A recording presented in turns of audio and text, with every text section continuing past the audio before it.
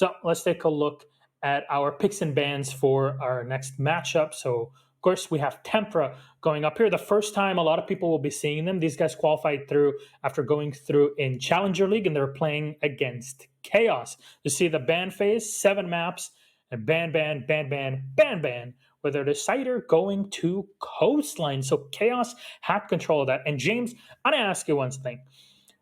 Chaos are hit and miss every now and then. But there's some players that are a bit scary to play against on that roster on Coastline, specifically. Well, I mean, if you want to talk about talent on Chaos, you're looking at a former world champion in Shate. You're looking at Kryne, who recently played for G2 and maybe didn't get the chance to shine there when he was playing support, but you transition him onto a fragging role here and maybe you can really see something pop. And talking about Coastline, that is stereotypically known as the most frag-heavy map in the rotation, especially now that Border's gone. So this is going to be a really full-power, high-octane matchup for sure. And Gio, you've been focusing a lot on the Tier 2 competition and trying to understand how that evolves through international leagues and forward into EU League. You talked about Tempra before, Easy Dream. Can you kind of give a bit more of an explanation to people that might be seeing them for the first time ever today? Well, the TLDR is they're very scary on frag-heavy maps. You know, this was the team that going all the way through Challenger League, even back to Challenger League qualifiers, everyone was like, look, you go against Easy Dream and it's just a team of 5 gunners. They know how to shoot, and that's exactly it. I mean, Coastline is sitting there at the second best map of the last 6 months. That's pretty insane. Whereas for Chaos, Coastline, they've only lost on the 2 times they've played it in the last 6 months. So, you know, that kind of says all you need to know from that respect. But even so, you've got players like P4, who is just an absolute beast. He can play both the anchor role, he can play entry. He was the second best fragger in all of Challenger League, only after Blaz. This is a team who I don't think it's in your best interest to take to Coastline. And the fact that Chaos have allowed this to happen leads me to believe that there are probably some, or I would hope, there have been some changes in amongst that team, some improvements that we don't know about just yet that are going to make them actually quite competitive on it. And, you know, James, when we talk about Tempra, there's Coexist and Void that back in our days, I guess us being the olden guys here in the scene, we've seen these guys competing way back when, right? These are people that still come in with a lot of Pro League experience with the squad that I think really reinforces the other 3 that kind of dipping their toes for the first time in the big leagues. Yeah, I think a lot of people look at Tempra right now, formerly Easy Dream, and they think, you know, out of nowhere, just came through a Challenger League. But these guys are full French roster coming from the very strong French scene. You mentioned Voy, former Pro League player from way back in 2017. He actually played at the 6 Invitational in 2018 for Vitality and in the Paris Major for Mocket. So this guy's got all kinds of massive tournaments under his belt. But I want to touch on Chaos for a minute because I feel like we need to give them some credit here, especially for this Coastline pick. If you take a look at their recent results, Coastline was the match that they played most recently in their 2 most recent games in the Nordic Championship, and they won that a clean 7-1, 7-2 over I was about to say Gifu. It's Sisu. I'm embarrassed. Yeah. I apologize to all of our Finnish fans. So I apologize. We also saw them take out Na'Vi 7-5 as well in the EOC, if you want to count that, and some other close results. So I feel like Chaos have got, I mean, even that last season of Pro League, Red Groove's massive clutch against G2, like, we've got some great results here for Chaos on this map. I totally think this is going to be a barn burner. Huh. Okay, well, you were talking about, you know, the different playstyles in it. Chaos have been known to have those moments of like pure fragging power, right? Getting early picks, something Shakti was doing in the beginning of the last season in every single matchup, even, and it really kind of destabilized their opponents. How do you shut down Tempra that's known for being such an effectively strong team at gunning when you might not have the flexibility as a player nowadays with Chaos to kind of fight them in these 1v1s? How do you gain that advantage against them? Well, this is where it's kind of difficult, right? Because one thing that Tempra are very good at is being consistent amongst themselves. In a lot of teams, you can oftentimes point out the one guy, maybe the two guys who are like, all right, you get them and you've got the whole team. Now, I mentioned that P4 is an incredible player because he's so flexible. But then you also look at someone like Shinka, who is so incredibly efficient at planting. Well, okay, we don't want them to plant because then that means that we're going to have to be in a post-plant situation. You look at how all these players are rated, and they're all within a very, very narrow margin. For those of you who are familiar with player ratings, usually it's quite good to have over a rating of 1. All of the players on these teams are rated between 1.04 and 1.21, and they're all very close within each other. And what that basically means is all these players provide just as much value to the team as all of the others. And that makes it very hard to pick out one person who you want to really be targeting. And that makes it very difficult. It basically means that you have to have a lot of prowess, a lot of power in everything that you're going to go through with. If you're going to be strategical, you have to make sure that your strategy is really down to a T. If you're going to go for the gunfights, you have to make sure that you're in a position where you're going to win those gunfights because you can't risk allowing yourselves to be traded out. This is a team who will always have each other's back, and they will also work very hard on things like breach denial and stuff like that. So they're going to really work against you. And that's what makes them so hard. That's what made them so formidable in Challenger League, because it was like walking against the Riptide. And, James, you look at this, you're Chaos, you want to gain the edge in it. Do you think there's some operators that you kind of need to zero out and just take out of play for you to push yourself a bit forward against Tempra? Before I touch on that, I was going to say, I feel like we're the angel and the devil on your shoulders, Milosh, right now. And Gio's the angel for Tempra, and I'm here saying, Chaos, it's like it's a head-to-head, Gio. I don't know who's going to win, but yeah, Chaos is looking really good, and I would totally vouch for them in this matchup. They've got some star players. You mentioned how Tempra is looking really hot on their gunfights.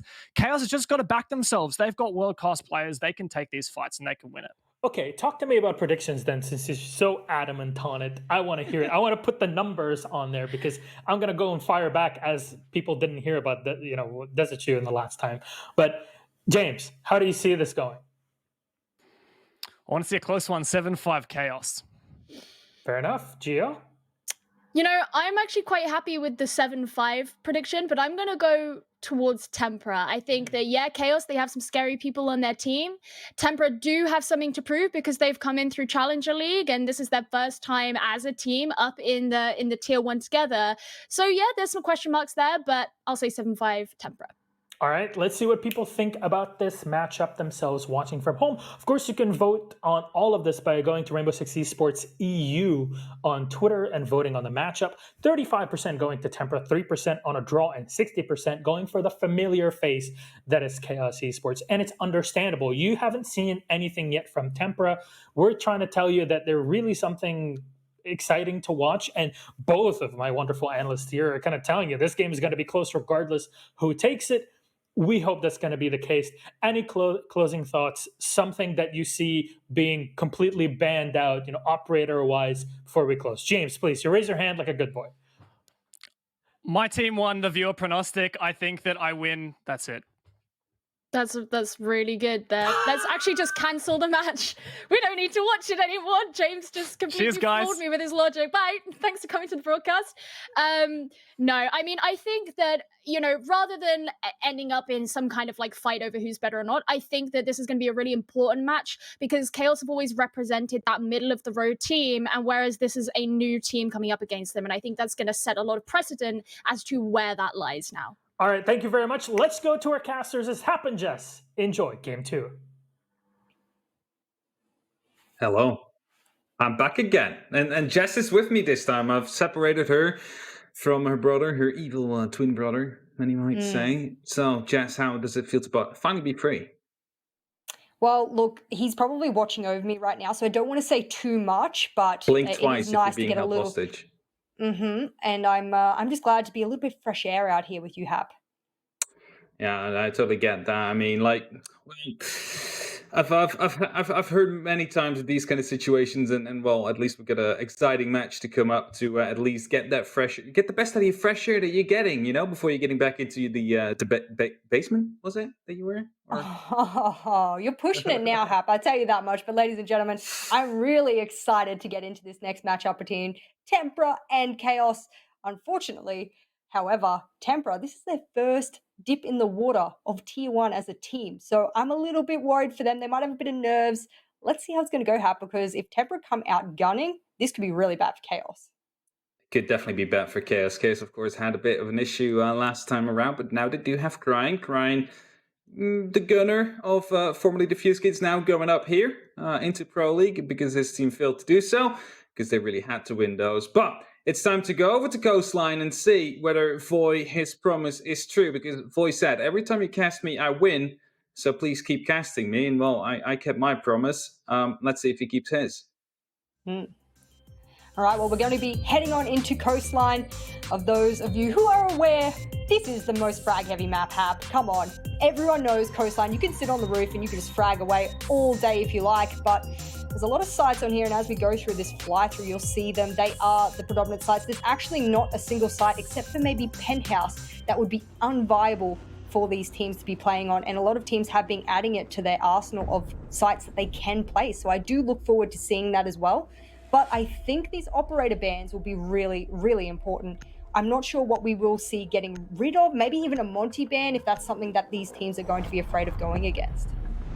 And Seti Habana is going to be taken care of course, like basically the only hard breacher that really gets used into Coastline. It's a map known that you don't need a hard breacher to go into this map, but if you bring one, it's most of the time Hibana just to create some lines of sight. That will no longer happen, meaning that you will have to rely more on your actual gun skill to come through, and that's an interesting one, the Dokkaebi. I'm actually not surprised Tempra got rid of Dokkaebi, because all the way back in the day, even back in early 2019, we had a couple of the Chaos players who loved Dokkaebi. So it's almost like a huge throwback, that ban there, and the mirror will go out as well. She's actually not that impactful on Coastline. You can ban her on every other map and she can be impactful, but not so much on this one. And well, yeah, maybe even Conscious as well, although bottom floor, it's a little bit viable there, we can say that. But the only one, yeah. A Legion ban, Hap, I just don't know what this is for, and it makes me think that there's something around that. Maybe a strategy, maybe a pocket strat, let's see. Indeed. Might be a specific counter ban as well to come through. But also caters into a Monty to be played, of course, due to the fact that Legion basically, together with Smoke, the biggest counters to that big shield moving towards you. It's not going to be happening for the first round at least. It's going to be Kitchen Service that we are going to. We do see the line to come through. It's something Tempra have done over the Challenger League season as well. They do love their line, so every now and then. And I wanted to say before we started, maybe we get to see an Amaru on this side, just quickly get on the roof and be able to hold the square, the top square from that. I think it's like it's an interesting way of playing this map. So glad to see the Amaru round number 1. Look, I'm so excited to see the Amaru, just purely out of the fact that, especially on the first round, a lot of people might be setting up late, especially if they would go hookah first, but they've actually chosen to go kitchen first, which is a very popular site. And I mean, if the Amaru can get on the roof and cut rotates as people are rotating up, you know, maybe setting up a little bit late into the round, they can get an easy first opening kill. So I think that's what Tempra are hoping to gain from that. We'll see whether or not that works out for them. Now, something that was really key to the likes of Tempra throughout the Challenger League, because of basically casted them every single week. And what happened was they would just send one person out in front, especially on Coastline. It's a very favorite map for them as they try to go for a spawn peak. Just a little bit of damage done onto Shinka. Foy also taking about half, but they are getting away with that first kill. Vito instantly shut down, but I wanted to say they just, you know, they take control really fast of this map. They just send someone really deep because the drones are always in the right positions. And then they use B4 to try and basically single them out. But B4 used to be like the Ashe/Zofia player. Right now he's on the Buck, so different operator than I'm used from him. I'm not surprised to see Vito trying to assert dominance very quickly, very early on in the matchup. He ran out there, he tried to get those picks, and it might have scared Tempra a little bit, but turning his back around to the Sunrise entrance, that was a bad decision from the Pulse, but he lives to tell another tale, and now they're going to be droning him out. And well, now we'll see whether or not the line is able to come out to effect. But oh god, Hap, the Amaru's in, and I want to see whether or not she's able to have any damage, because she's all by herself now. Yeah, but they're probably not expecting her to be up here right now. There's actually some damage being dealt right there. There's just barely surviving, but he keeps on pressing into Chate, playing on that Maestro. Instead, we'll try to we'll get some control, but instead we'll be taken down by that Alda. Back into a 4-on-4 situation, so Chaos finally have all the equal grounds again, but then Renils gets taken down by Voy, who just jumps in. He reads the situation perfectly, knows what's going on, and as the pickup is about to come in, he didn't wait just long enough, because, well, right now, we get a flank coming in from the office soon. As right here we see Crying just waiting in security. Will be spinned though from two different sides before to pick him up. Shinka to get one kill as well, and it seems like it's only Chate now who took down Durza before. But the plant's coming down any second now. I'm surprised they've only lost Durza throughout this entire push. They threw a lot of drones in. There was not a lot of people following them. And as a result, a lot of drones got destroyed. But it looks like they're going to get the plant off. And Chate's not in a position to be able to counter this. Definitely not plant going down. Free fire coming through and actually hitting it. Shinka to be taken down. But instantly the frag from Square. It's going to be Keoxys to finish it off with the Lion Vector. It's the round for Tempra, the first one on the board, and for them, hopefully, many more will follow. What surprised me a lot throughout that round was, like I said, that drone economy was really awfully demonstrated by Tempra there. They threw in a lot of drones, and that might look impressive, but unfortunately, they weren't acting on the information that those drones were supplying. So they had a lot of drones, a lot of intel, didn't act on it, and it took them till the last minute of the round until they could really get in and start getting those picks off. They did end up pinching the player in CCT or in security there, but unfortunately it didn't really make much of a matter for Chaos because they'd already thrown one of their fraggers out the door to begin with. So that was a numbers game, that rounder, and we'll see whether or not they play numbers round again. They just need to speed things up. Tempra are a little bit slow, and they're not really acting on that information. Tempra managed to actually, get through quickly in the end. Maybe could have been a bit quicker with the actual plan to go down because they knew what the Maestro was. They could have just ran into the side, but, you know, it took a couple of seconds, but eventually managed to get that round in nonetheless. No real panic there. Better be safe than sorry, I guess, in these kind of situations. You're still in a 1v4. And well, Chaos setting up for their second defense now. A little bit of an extension into the kitchen. Now, that will most likely indicate players being there, doesn't it? Yeah, look, it looks like a huge roam setup. Look at all those vertical holes, and shout out to our beautiful observer for highlighting those for us. Those vertical holes mean that none of the attackers can plant almost anywhere in A except on top of the billiards table if they want to plant safely. That means they're going to have to clear below, and well, if you've got a lot of players below, that's going to be extraordinarily hard to clear, and it's going to take a lot of time, of which Tempra's not been showing they're quite good with yet. So we'll see if they can be capable of that. Tempra might need to step it up a bit faster in the coming rounds. Of course, last thing they managed to gun out, we'll be spotting out one of the players right there. That's actually positioned to pre-fire because he's not really being covered well. So there's a drone comes in, he might be able to get that one, but he misses the pre-fire. It's going to be Vito to win that one. P4 in the meantime already took down Crying though, so we're in a 4-on-4 situation. But to be realistic here, Durza should have picked him up. Yet again, another one-on-one trade as P4 gets taken out. Keox has managed to get one of himself. The E1D now popping in as well. As Voy is coming in from below, hoping to challenge Cool Vibes. Chate is on top of there. He's going to be able to read this though. Wire on there will be making enough noise for a C4 to be potentially baited, but doesn't want to overdo it yet. Shinka was looking for that spider there, which was inhibiting that drone from getting through Sunrise, and he wants to drone up with Voy. I think the entry they're looking for is up Cool Vibes. Once they have Cool Vibes control, they can push in on Hookah and try and get the plant off. You can see Shinka waiting. He's dancing around the Hookah door. We have the rappel on the Hookah window. Everything's ready to go. They just need to make an entrance, and it looks like that's exactly what they're doing. Vertical control underneath. And all they need now is to have their players move on in. But they're not holding the right angle here on Chate. He will be the key to this round if Chaos are to win. Definitely Chate needs to stay alive right here for Chaos. And if he does not, it's going to be Tempra that might be able to push through. We'll be falling down a little bit now into the Cool 5 stairs. And while Voy is still in a position where he could potentially go and challenge this. However, the likes of Tempra seem to be rotating around. It seems to become a kind of side take. People are rappelling up on the window. Voy still from below.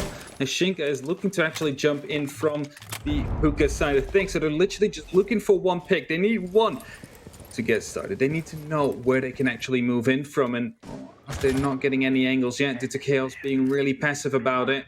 It should just be eventually the time ticking out. But as Voy is rotating around, he's now deciding whether or not to go for the bars or if he will be going up for 90. As Chaos gets Shate, that's the opening they need. That's the frag finally found. The last two are now around the southern side. Shinka is going to be going in with that plant. It's going to get taken down by Foy right here, and it's going to be a 2-on-1 situation as the plant now comes down. It's a 45-second countdown. Just started out. The pre-fire is coming in. Foy gets down. It's a Shinka right now on a 1v1 against Renewals, but he does have the clock in his favor. Just 30 seconds. And he needs to get these peaks. So you see that Renewals is trying to find wherever Shinka is, but he's below, he's hiding, he's playing smart about it, he still has an impact and might be able to actually defend this from below. The Claymore will be shot right there, tries to actually ledge himself up right there, will be available to do so. This is not going to be putting off Renewals, and that means he might be able to get the defuse. Yes, he will. Shinka not being able to contest it as he didn't look through the verticals, and it's going to be Chaos to win that round into, well, pros don't fake. This is the example right here. I am gobsmacked by that thought process he went across to get rid of the Claymore that was already hovering over the diffuser, but even more so about his decision making to go up onto the ledge of the hookah bar there and just diffuse it from that way. I've never seen someone take that kind of meticulous skill to just sort of get that diffuse off. And you're right, pros don't fake, and or someone with as much experience as Renewals has, that's not a surprise to me. So it was a good timing from Tempra, though. We do need to point that out. They did time the EE1D in perfect succession with the plant. They did try and pinch, and you saw Voy, he actually rotated twice. He had the rotate at the bottom of Sunrise, and he also rotated all the way over into Accra and Luggage. So had he have not done that, there wouldn't be a three-sided pinch to allow them to get that plant off to begin with. Definitely not. Should not have had that. Well, I mean, first of all, the pin shouldn't have come down. Shatter shouldn't have fallen there. But as soon as they actually did, you knew that the plant was going to be coming down. Just kind of... It's weird how they still managed to lose that one, though. Should have just had them fall back a little bit more instead of going aggressive, because the plant was already down. There's no need to peek them, even especially if you know where they are at that point in time. Good time for a little bit of a misplay there. They managed to force themselves through when Chaos gave them a bit too much space. Actually get that plan down. The new round and the new site. We're back in the bars. Let's see who will be serving the win here. I'm interested by that rotate that they put into Office, actually, because that's not a rotate you usually see very often, and that's the one exactly I'm talking about. Usually you'll close that off quite effectively, and it's something that they're looking to play an extended hold, but Renulti shows that experience coming out again, and the Bragger of P4 will go down with a beautiful headshot, and looks like they just want to end it now, Hap, because this extended hold extends all the way out to the edges of the map. It definitely does, but Foy manages to respond to Renewals, able to take down that Mozzie. Back to a 4-4. Yes, you've lost your buck. Well, at least he does not have grenades anymore, so that piece of utility you're not mourning for. Falker being spotted out. You see right here, Durza trying to go aggressive to hope and pick up Shate, who received some wall bangs himself. Going to be a new drone coming in. That will be spotting him out right now, and that will definitely put someone on that window to try and challenge it, compared to, well, someone moving into supply in stock as well. Office trying to be taken right here. Foy able to get that kill to get it with... No, actually not. It's Crying with a double kill right there onto Foy and Keoxys as he was being droned out. Shate is going to get taken down. It's a double kill to come through. No, Red Proof wins that gunfight onto Durza. It's all up to Shinka now in a 1-on-3. With 1 minute 43 left on the clock, it's plenty of time for him to work with, but I doubt that Chaos is giving him any 1v he wants to work with. Look, there's a lot of really lit players on the side of Chaos, and Shinka does have the gun and the operator to sort of do this. I'm not sure whether or not he has any utility left. I mean, he's got his Claymore, he has a couple of his impacts and a concussion, so if he plays this right, he might be able to take someone off guard, but Crying gives away his position. He'll shoot off some shots in the back of Office, and now it all comes down to the waiting game. Hap, there's over a minute left. If anyone can do it, it's with a minute timer on the clock and with this kind of weapon. It definitely is. Spots at the first player right there into the blue bar. Not going to be able to get any tanks going through yet, though. Crying's going to be holding a very passive angle right here, and as the stuns are going to be coming through, at least gets the information someone is out here, but he seems to be checking the wrong angle. It's not going to be around that. He's on the right side of things. Prone behind the bar. Gets that kill to start things. So 45 seconds still left on the clock. Almost managed to get this, catch the second one behind the bomb chassis. They start falling back right now, an impact to create an even bigger hole to work with. Shinka trying to get himself into an advantageous position. Last two players both into the Sunrise bar. It's Vito and Redgroove. Not sure if there's any C4 left they can potentially stall with, but especially as soon as this plant sound starts coming down, the pushes will come in as well. Vito will hear this, call that out as well, potentially to the rest of his team. But Shinka in the meantime now knows as well that he needs to go for the actual kill, so you cannot stall any longer. Tries to go for the peaks, tries to go for the 1v1s, but Redgroove will be able to pick him up right here behind the plants. Able to get that kill in. A little bit of a flick right there. It's Chaos to secure that second round. The good thing about that there was I was worried that Chaos were overextending themselves as they, got the clock down to 30 seconds. And there's no need to really challenge when you've got a 1vx in that moment. They've got a plant. They're the ones that are going against time as well. So I was a little bit worried, but Redgroove, he hid in the corner of the bottom of Sunrise Stairs on pop plant. And then we had the player with the C4 behind the reinforcement between sites. So it was good. It was good positioning. Unfortunately for Shinka, he actually didn't make the right decision. He needed to have baited out that sort of utility and those peaks, or he needed to have pushed and he needed to have pushed far earlier. So a little bit of missed decision making there coming out from Tempra, but they had a good start to the round and they're actually seeming to be a lot more convincing than I thought they would. Indeed. Now, 1-2, you might think Chaos is taking the clear charge here, but it's not really true yet. It's not uncommon to see a 3-3 split on the first side of things, as this map's basically 50-50 anyway, whether or not it's defensive or offensive sided. And with the frag heaviness of things, it is often coming down to whoever wins the gunfights first. Now twice that has been Chaos, once it has been Tempra. So it could still go either way. It's not that Chaos is so far as convincingly as that Empire was against Virtus Pro. They are still, being kept up, or Tempra is keeping up with them. They need to make some short work of that.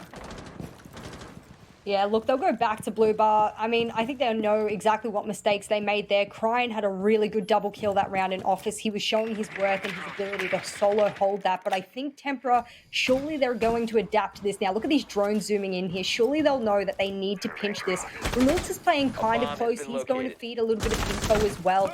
Cryan's desperately trying to get rid of that intel and those drones. So if he doesn't assist Cryan and he gets grenaded out or they pinch from security, this could be a really bad hold. And suddenly it will allow them to have a Blue Bar plant very quickly.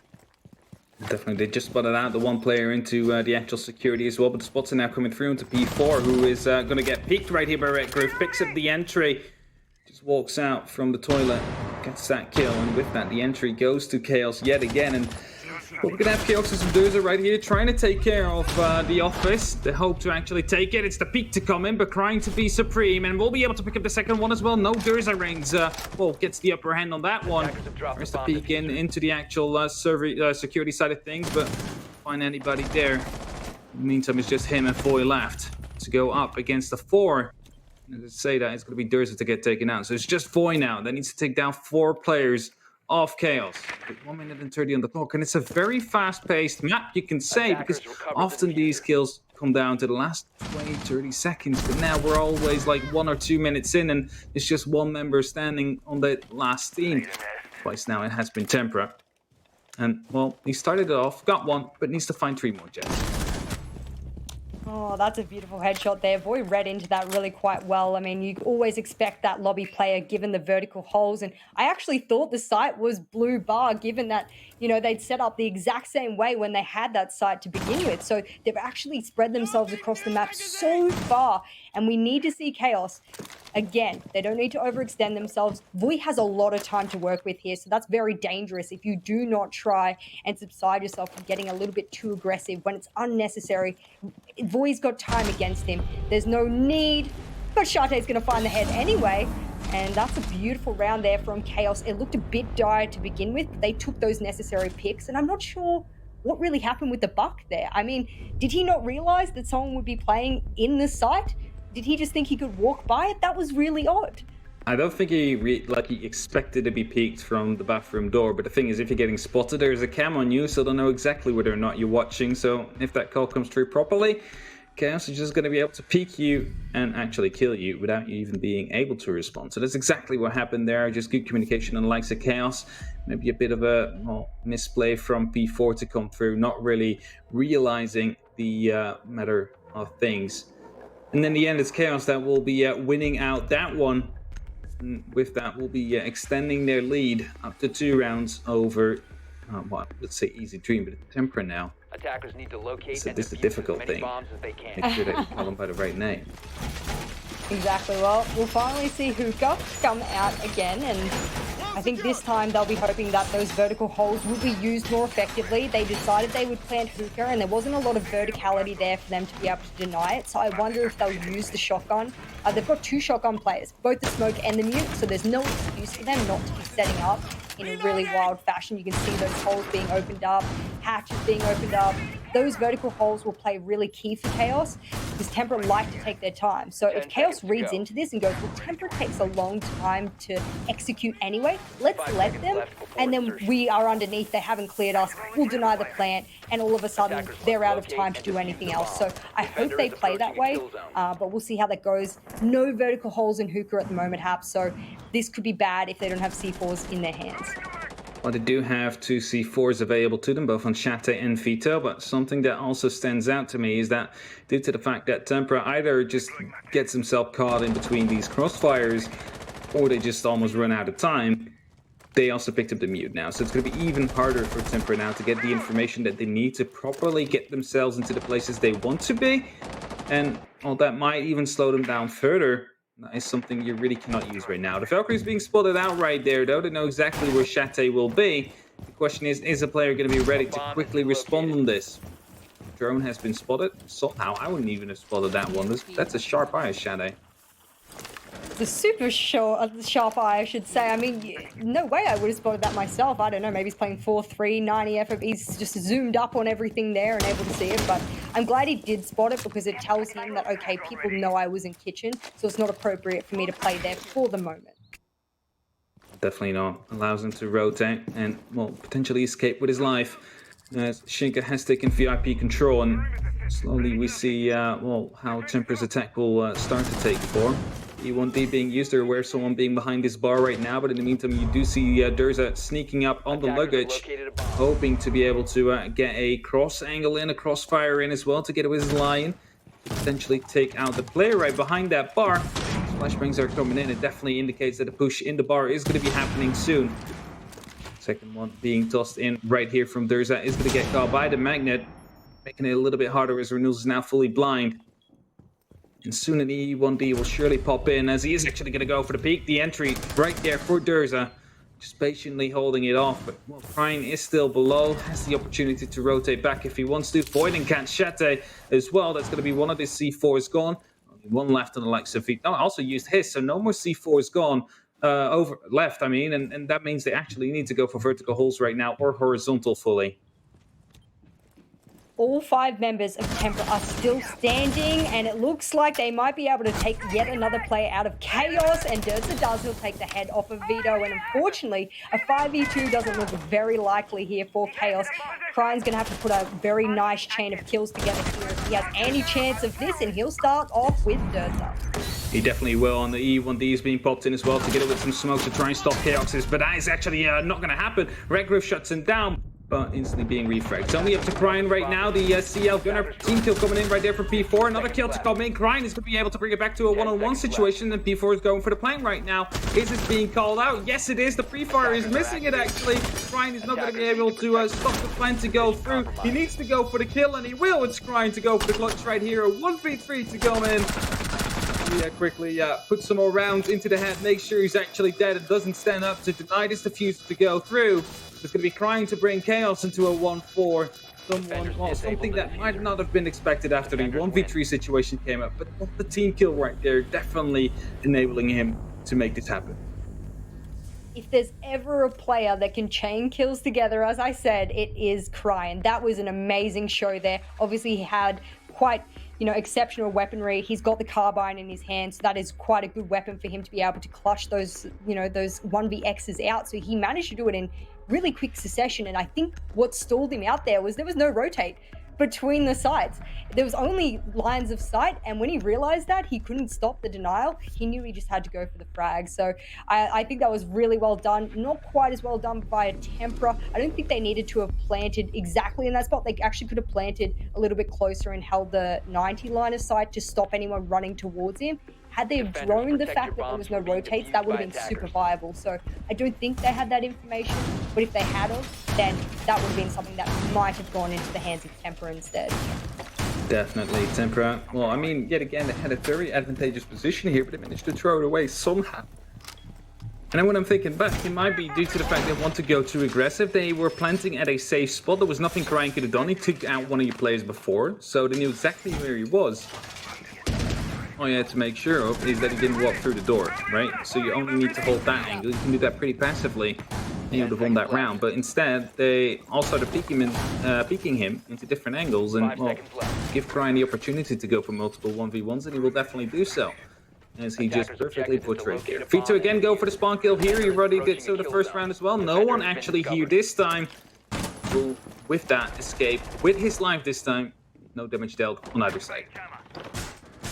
I'm a little bit concerned here for Chaos. They've got a double ADS set up in the Sunrise entrance. That's all well and good, but Thatcher, I mean, is Thatcher banned? I don't believe so. And, ooh, that's a good opening pick. Oh, it's all off to a flurry. I don't think these players are aware that they want to get in, and they want to get in right now, because I don't think they care about Sunrise entrance at all now that I'm speaking about it.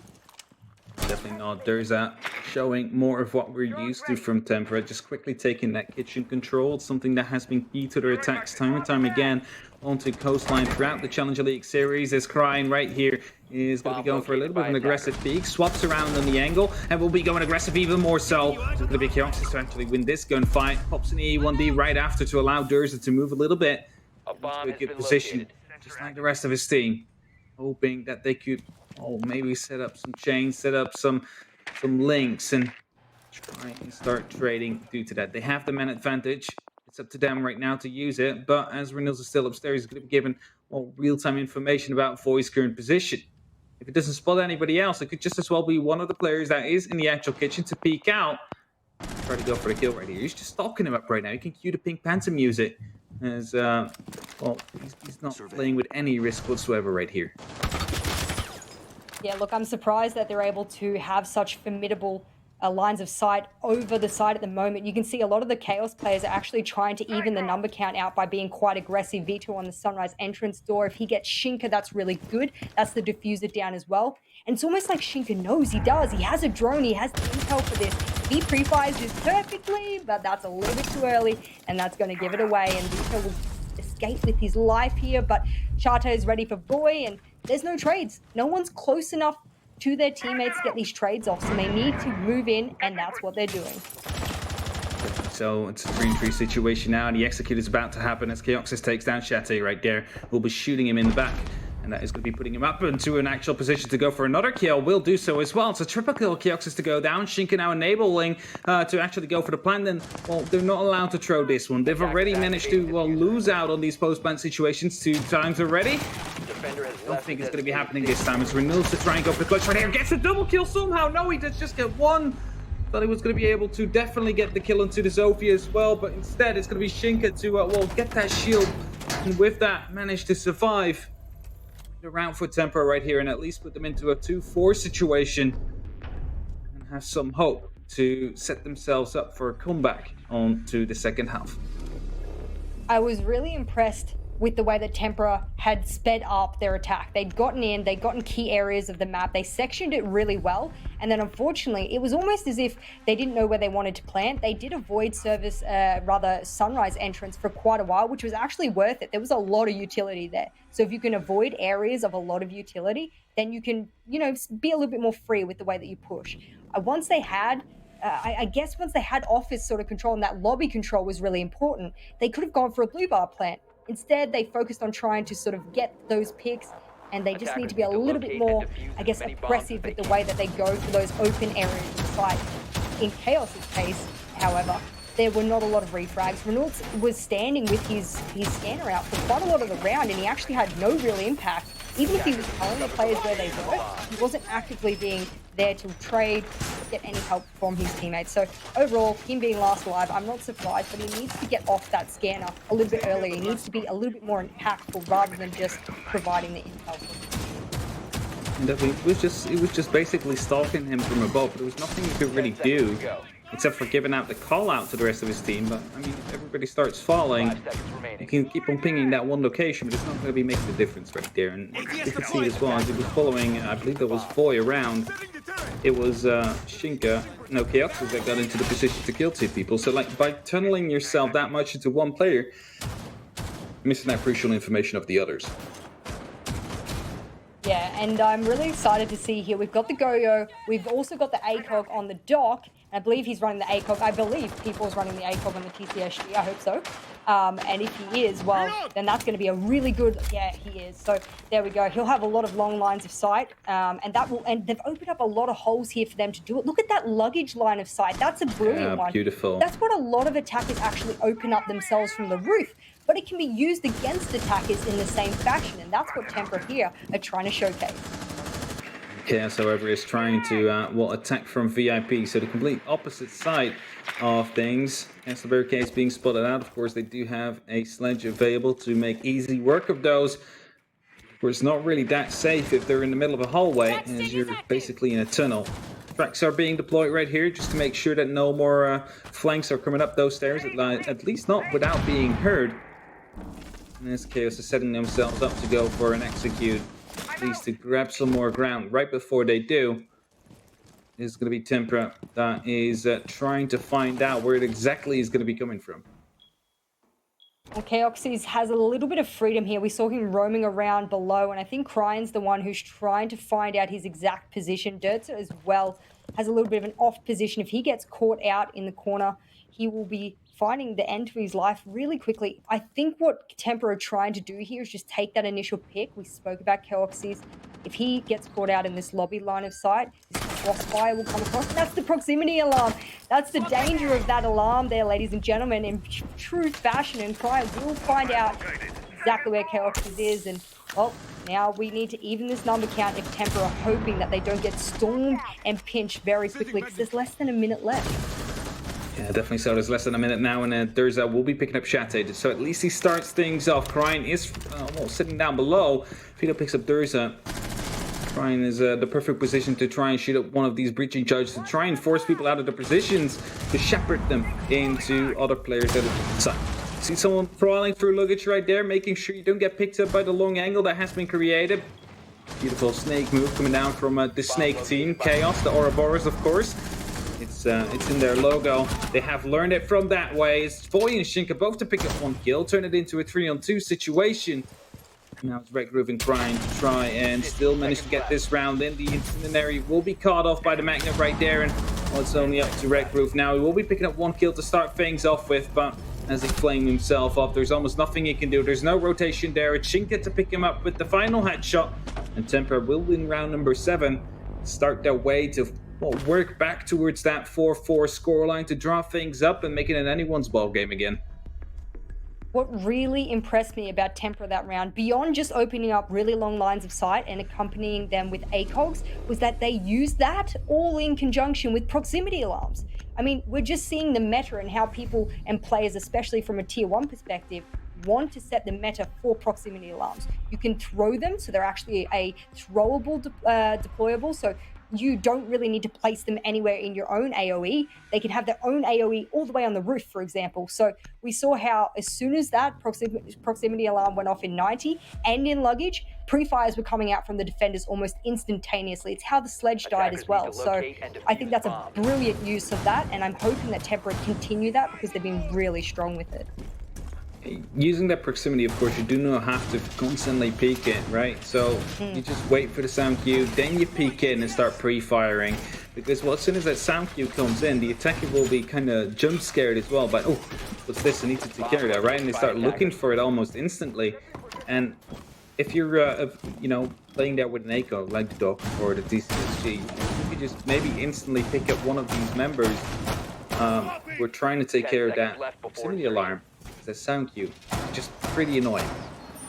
5 seconds remaining. Oh, that's a wide open wall there on the blue bar. You cannot miss it. It's almost as if the wall doesn't exist there anymore, and that's just a huge line of sight. If I'm Tempra and I don't have lobby control, I'm going to be very fearful, because once you have lobby control with all that wall opened up, anyone can plant there unless there are vertical holes. That needs to be something we see from Tempra if they don't have lobby control. So we'll see whether or not Chaos read into that. They need to start adapting a bit more, because Tempra's taking advantage of them thus far. Definitely Tempra managed to take advantage in that first round on their defense and are looking to well, continue that the rest of this half. 4-3 score is the current state of affairs, and that means it's still up to both teams to potentially pick up 3 points and bring them home. As Renewals right now opening up into the bars with a sledgehammer, hoping to create some lines of sight, some angles that he can maybe use to force these Tempra players out of position.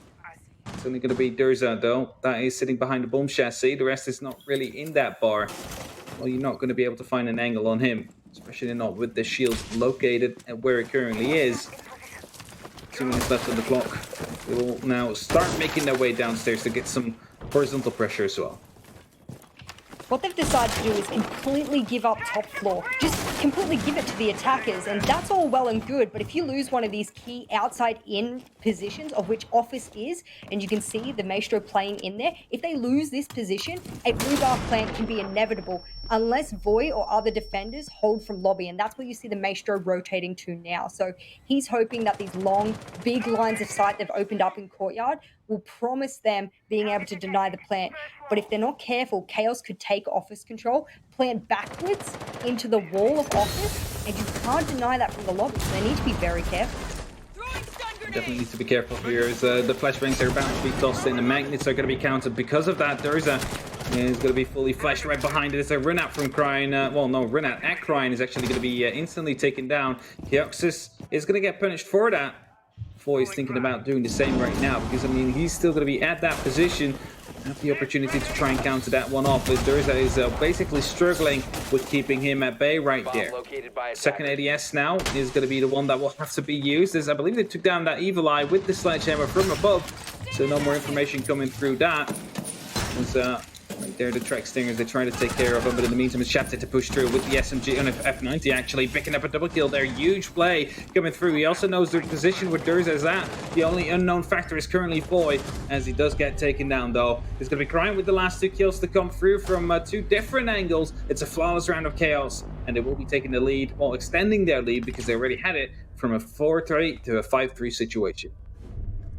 I think what really kicked off that chain of events there, Hap, was the run out from service entrance. Unfortunate for Keoxys, he actually decided to stay out and challenge the Ash, of which was Crying, and he just won the gunfight. He missed his shots. Unfortunate for him, he lost that key position, which would have assisted over in lobby, but it wouldn't have mattered because of all this lines of sight they opened up in Courtyard.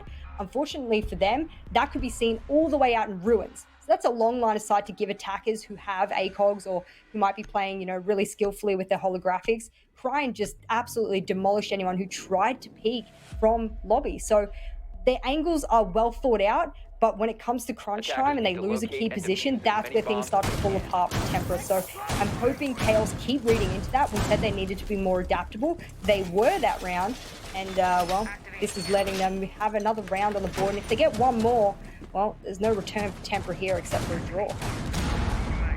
Definitely not. They still want to go home with these 3 points today. They cannot afford a single mistake anymore.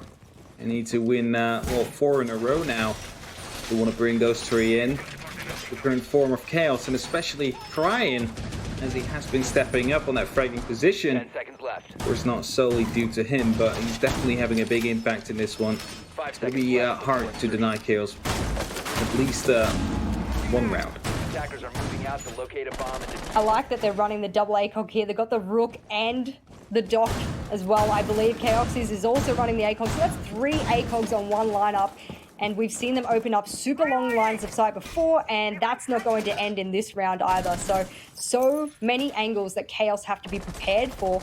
I mean, I don't even know where to look, just, you know, looking down at this now. And they've also got Go-Yo Shield to protect them from other angles. So they've really thought this one out really well. And I said I was excited to see Penthouse, and well, this is a different version of Penthouse if I've ever seen it. Where did that happen? What? All the way from the door? Was the angle visual, or was he actually just pre-firing the door? Renul's getting the entry from the hookah door all the way up to Durza, just sitting at the face. A little more aggressive now, but Shatter will be able to pick up Voy. And that's 2 men early lost here on the likes of Tempra, and that's definitely not helping them to go for the full 3 points right here. Especially not losing those 2 members. Shinka, Chaoxis, and P4. The 3 left on Tempra that need to do it now.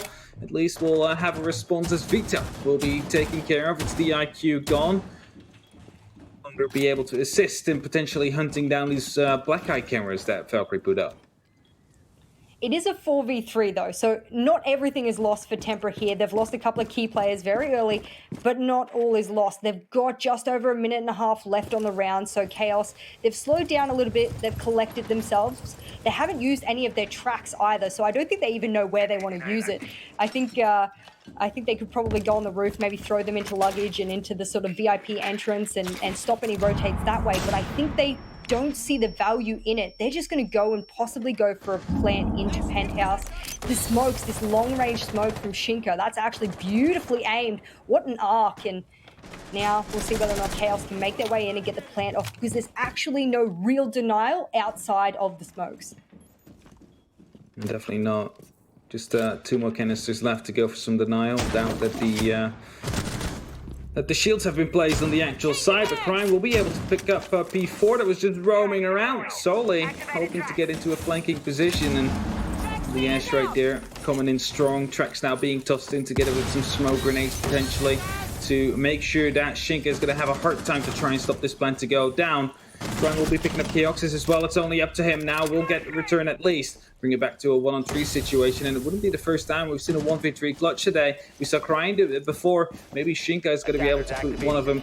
Well, put up one of him's own right here. Diffuser already did get planted, so 40 seconds left on the clock. You need 7 to go for that defuse. 1 is repelled up. He's going to get smoked out, but is it going to be enough to get himself an entry into the actual site and get close to that diffuser? Especially with all these different angles being watched. Stands up, tries to check out VIP, knows that's going to be clear, spots the head, but misses the shot. It's Shate to pick up that kill. And with that, Chaos will secure themselves at least 1 round, or 1 point, I must say, and are now 3 match points out from securing the full 3. Yeah, that puts Chaos in a really good spot. I mean, Chaos have shown they have a lot of prowess on Coastline. And it's showing here that even though they're going up against really diverse and versatile defensive setups that we've not seen in a long time, this is kind of shifting the meta. A lot of it used to be, well, we play vertically. Well, now this is huge, long horizontal lines of sight. And we don't always see that on Coastline. So even with that sort of speed bump, Chaos have adapted to it really well. And we're seeing Crine do his job as a fragger, 12 kills. That's exactly what you expect of a fragger. You want them to be at the top of the leaderboard. And then on the side of Tempra, a few of those usual fraggers are sitting lower end of the frag table. So I don't think that they're necessarily missing out on the frag. I think that they're just being a little bit too passive aggressive in moments where aggressivity is what is needed. Tempra, what are you going to be doing right here? You have, well, only the opportunity to go home at 1 point now today. Many might have expected you to be the team to win here today, especially after your pretty dominant run in the Challenger League series. Chaos right now. Yeah, well, you picked up Crine, player that failed to reach Pro League with his team, then got picked up and trialed and managed to actually fit in perfectly well. Of course, before played onto G2. Fit his role in that team. It's good to see that he actually manages to perform on a Pro League level, well actually European League level now, and doesn't get shafted by the Twitch chat, for example. Look, we don't want to see another Crine roster change. No one wants to see that. Definitely not. We're damn sick of seeing it, if anything. So hopefully we will see him as a mainstay with Chaos. I can't imagine they get rid of him after the performance he's put in this game, and all Chaos need to do is just collect themselves just for 1 more round, and Vito will be rocking the cassette in his hand, and as the IQ, he'll be a very important operator when you're going up against Alibis, you're going up against Spiders, you're going up against ADSs and Valcams, and Shinka says, good night, Vito, I don't care about that cassette. You're not going to see anything. Yeah, the cassette threat not really working out there. The bomb chassis working in the favor, actually, of Shinka. Able to pick up that kill, and with that, take down Vito. important member to actually get that utility. First grenade being wasted right there due to the ADS being present on the Cool Vibe stairs. It's going to be giving them some information as well. Someone is still going to be present on that area. Shatter will be dispatched to try and deal with that as Wreck Roof takes down Foy. It's the alibi now gone. You don't have to shoot the prisoners anymore, but we know it's going to be happening anyway. As these The attacker's bomb diffuser has on the been trigger dropped. every now and then. Attackers have located a So, bomb. what is going to be happening here? Tempra tries to slow down the approach of Chaos by, well, just pre-firing and also not peeking. As I say, that looks like Durza might be wanting to go for a run out right here due to the rappel that's going on currently in the main window. I'm glad he didn't do that because he does still have a C4 to play with, and that verticality is something that Chaos doesn't seem to be dealing with, but that's one kill instantly traded back, and Crying, he'll make his damage, but he'll only manage to even out the number count, and now the air jabs will play an important part of this. I believe they know there are air jabs in those key run-out positions, and it does look like this plant onto Hookah is what they're favoring here. I mean, they're trying to get into Aqua as well, but Shate will get his head absolutely cleaned off by Durza, and there's the grenade finally connecting. So a 2v2. This is very possible for Chaos. They need to be sure about where they want to push. Definitely, the challenge is now going on in two positions in this current map. One into Hookout, one into the actual luggage slash aquarium area right there. It's both one-on-ones, but Shinka managed to get renewals as soon as he sneaks in. That drops to the diffuser, and with that, Wreck Groove is now going to have an issue to try and get himself into the right position to, well, clutch this out with 24 seconds left. The only thing he can really do is either drop in aquarium or drop down onto the hookah balcony and try to get those kills like that. 15 seconds As to he's go. now trying to hunt him down. There's only 15 seconds left on the clock. He gets caught with his gun down, and with that, Tempra will win round number 10. They bring it up to a 4-6. They might still be able to get that 1 point in and force a draw off of Chaos. Oh, that was clutch from the depths of despair there, really. I mean, I was really happy that there were trades back and forth from both teams here, Chaos and Tempra. They were making sure they were refragging their teammates effectively. That's why the number count kept going down, 3-2, 2-2, and then eventually bringing it down to what we saw at the end. So I think for Tempra, that wasn't a very convincing round win, so they need to be a little bit more convincing in their, in their future rounds, because they need to win 3 more if they want to win these, 2 more rather, to get those 1 point. Because there's draws here, ladies and gentlemen. We cannot go for a win. Only Chaos can. Tempra cannot, because Chaos has already hit that 6 round points. And if they reach a 6-6, both teams will leave with 1 point apiece. But if Chaos win 1 more round before Tempra can hit that Attackers 6th need to round, locate and well, defuse they'll as walk many away with bombs as 3 they points, can. and Tempra will walk away with none.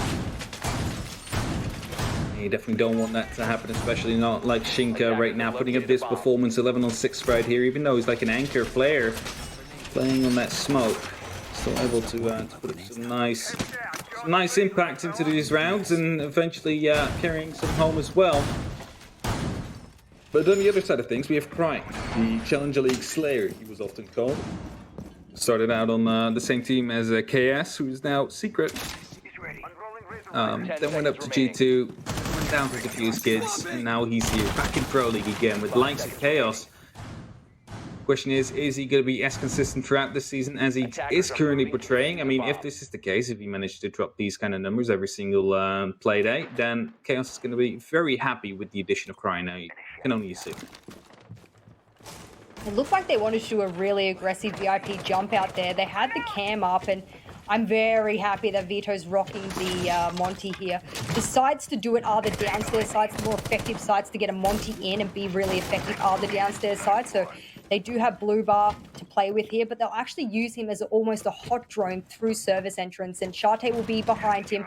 Not the particularly usual fragger you'll see. And they're going to be lining up with the F90 in their hands instead, but if they're not drawing this out properly, they'll see him standing up on the kitchen bench, and that will give away his position. So if they want to get these frags off, they're going to need a pinch from all different sides, and that's why kitchen window is now being opened. They definitely will have to, but Boy is also in a position where he could go for a potential frag, as Chaos has actually managed to win the one onto Shate. Vita goes for the ADS, will be able to actually get the 1 kill, but the instant C4 to come through from Void to secure that one with it. The diffuser has been dropped in the middle of kitchen. Mills will be able to potentially recover that as he tries to patiently, well, cut the pie, hoping to get the right angle here, but he doesn't know that Void's close around the corner, so he has to be careful with the way he peeks this. He might be a bit too late, but he's trying to spot out the head, spots out 1 pixel there. As it goes for the shot, it's going to be the Maestro that will just simply fall back. Not the Maestro, the actual smoke to fall back and not show himself anymore for that one.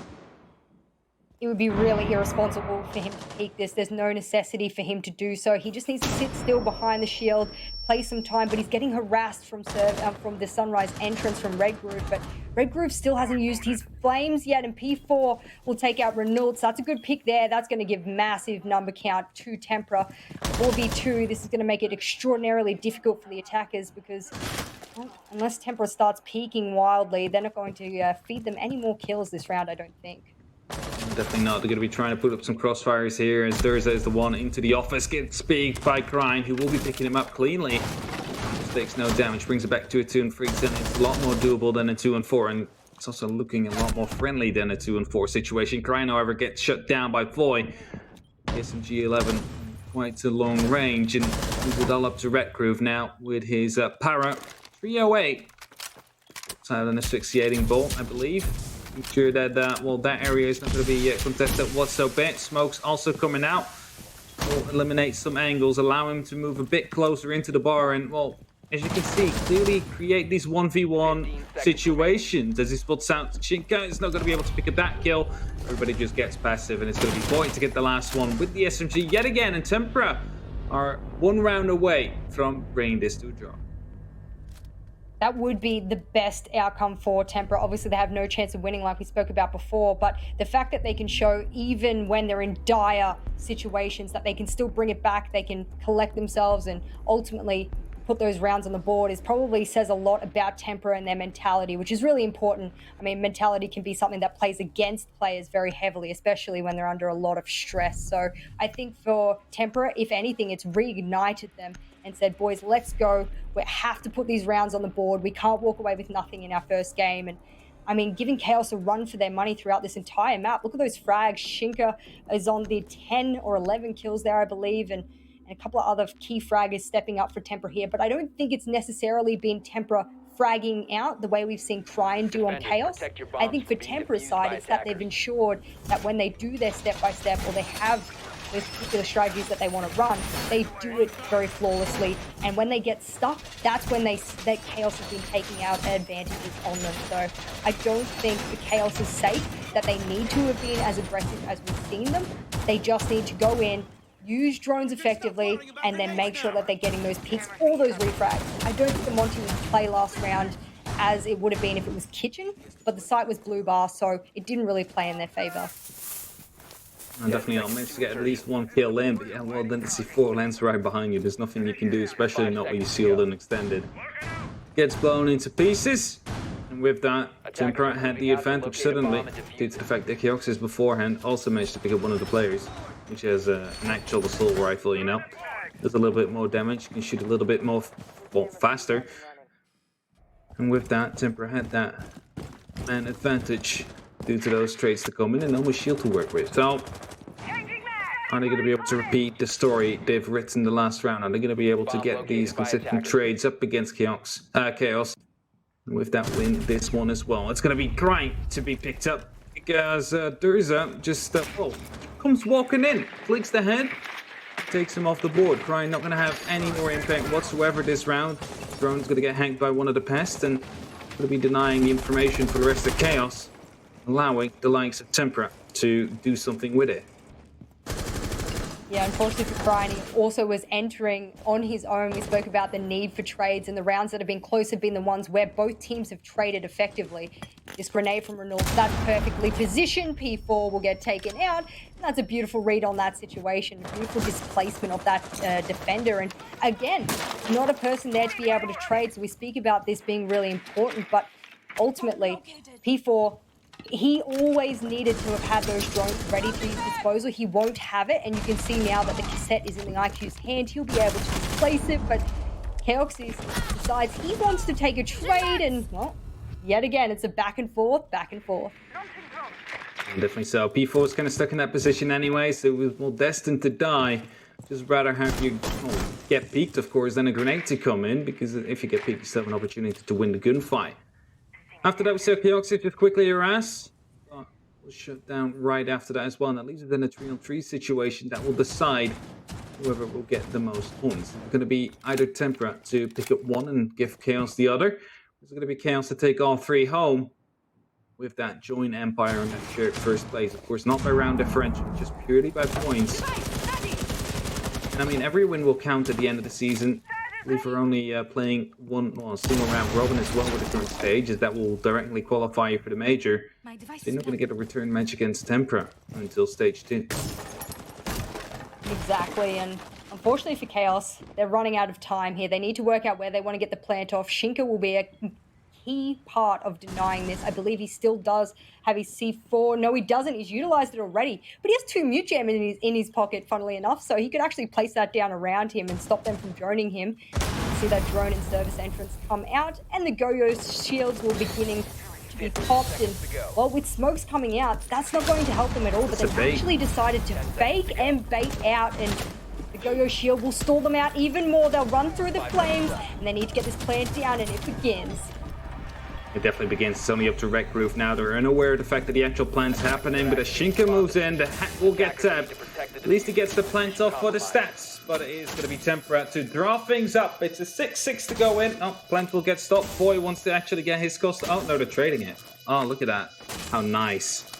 Just quickly giving it back and forth right there. But it's going to be Tempra to draw things up, bring it up to 6-6. And with that, we'll at least secure one round out of this one. They're trying to make it last as long as possible, but it's going to get past anyway. Defenders have disabled the bomb. Well, Jess, how was that match, your first one into EUL? Look, I'm very happy that Tempra did quite well. We had Gio saying that she hoped it was a 7-5 in favor of Tempra. I kind of agree with her because I thought, Tempra has a lot of good skill. They have a lot of good potential. I was sure that with the imposition of Cryan into Chaos that might change things up, and it did. I don't want to say that Cryan's imposition didn't. It absolutely did. He had a very, very big impact there on his fragging role. I think there was just a lot of other factors that weighed into the fact that Chaos just couldn't keep those rounds going in succession the way that they needed to cap that out.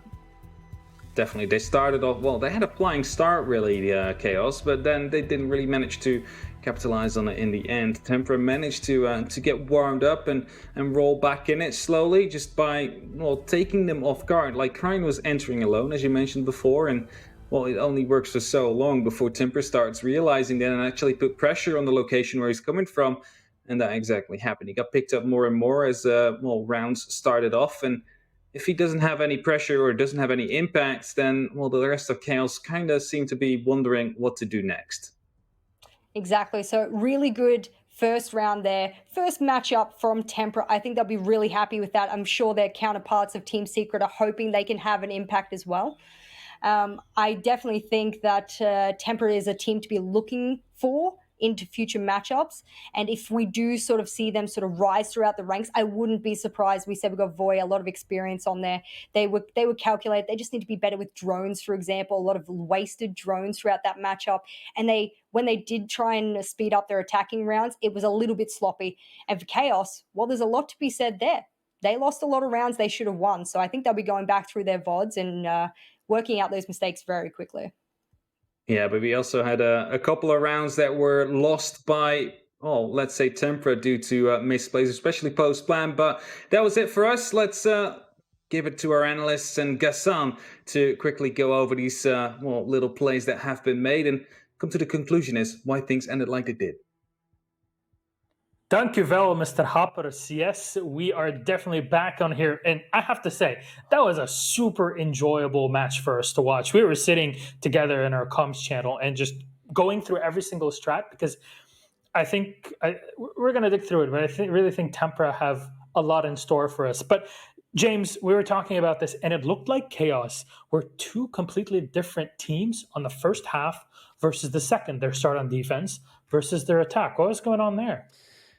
Yeah, totally. It was definitely a game of two halves. The first half, it really looked like Chaos were in control, and on the defense is winning round after round. And what we talk about, typically Coastline does sway towards that attacking side. If they can shut down the aggression from the defenders, you usually swell. And to be frank, like Chaos were just running around having a field day. They always had the information on their defense, and they just, I mean, Jess touched on the drone work from Tempra. It just like never seemed like Tempra had that droning for themselves. But then when we switched over and Tempra were on defense, they brought out some unusual strategies and really a lot of confidence in their 1v1s that threw off Chaos and really helped them get a lot of leg up. Yeah, I mean, I think you know, we kind of got baited in at the start thinking, oh, this is going to be, you know, over really, really quickly. We were like, they're getting destroyed. But actually what ended up really happening was it just turns out the Coastline's defender side of the map. Apparently, we didn't know that. Yeah, and I mean, I have to agree with you, James. You know, the fact that Tempra, they didn't look super, super strong in their attack, which was kind of surprising given what I said at the start, saying, you know, this is quite an aggressive team. That's how they like to play. We did see early engagements coming in from them, but not necessarily engagements that they were able to hold out as strongly as you would have liked. They were getting traded out. It wasn't going as well. But then, as you say, when they got onto their defense, things became a little bit more flavorsome. They tried a few things out. And in some cases, that was just kind of too much for Chaos. Yeah, and I have to say, both teams have a lot to offer. And because Tempra are the newcomers, I think we're going to be keeping a very close eye on this squad because their strategies are quite crafty, I gotta say. I can't wait to see more of them and Chaos in the future. With that, let's take a look at our rankings and remind everybody of where we stand right now. We had game number 1 that ended in a 7-1 victory for Team Empire against Virtus Pro, again, against all odds. But with a tie at a 6-6, we end up with 1 point for Chaos and for Tempra. They're going to have to share the points at the end of the day. That's that part of the rankings for this game so far. Yeah, if you look at the context of the whole season, Tempra getting their first point on the board in their first game down, I mean, Chaos probably not the highest rated team in the whole league. Like, if Tempra had gotten a draw against your Rogue or your G2 or something, maybe we would be a little bit more hyped for Tempra right now. But I've got to say, like, even just a draw against a team like Chaos, especially coming back from such a deficit, I mean, I've got to be impressed by that. And I think Tempra are definitely here to stay. They've earned their spot in the EU League. All right, so our next game, Vitality versus BDS. We'll just remind everybody of the rankings. We actually have the visual for you here, so let's put it up on the screen and go through it again. Team Empire still sit at that 1 victory with 3 points. Chaos and Tempra right after them at 1 point apiece. So that's game 2 done for today. As I was saying, it's Vitality versus BDS coming after this. We'll be switching around the duos again, and we'll be ready for the next matchup. So after a couple minutes, we'll see you then.